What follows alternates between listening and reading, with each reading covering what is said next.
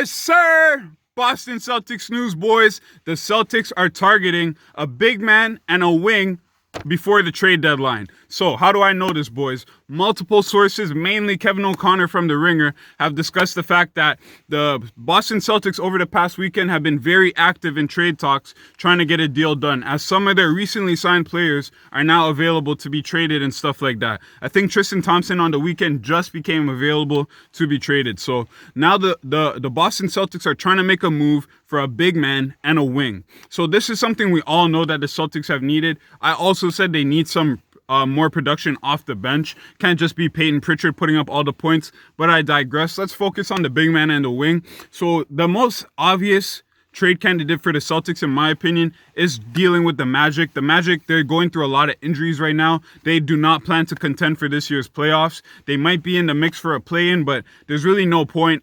They're dealing with so many injuries. Markelle Fultz out for the season. What's his name? What's that guy's name?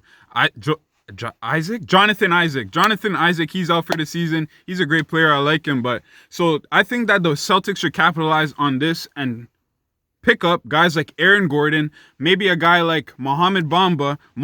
I got hoes. I think they should pick up these guys because the Magic are not in a position where they're trying to win. So you may as well use your assets that you have, use your trade exception, use your picks, use your second round picks that you have from other teams to go get these guys. And that's what I think is the best thing for the Celtics to do. Acquire a guy like Aaron Gordon, acquire a guy like Mo Bamba. He could be your big man who could rim protect and stuff like that. But in terms of a big man that's going to be able to stop the Joel Embiids and the Nikola Jokic's of the world, I don't see that guy out there. The biggest guy that could really move the needle for the Celtics is Andre Drummond.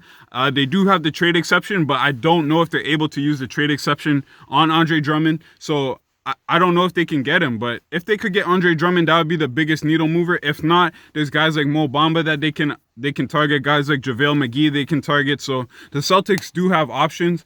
All I want to see is Danny actually make a fucking move, boys. So if you guys have any trade ideas, put them in the comments. Let's talk about them.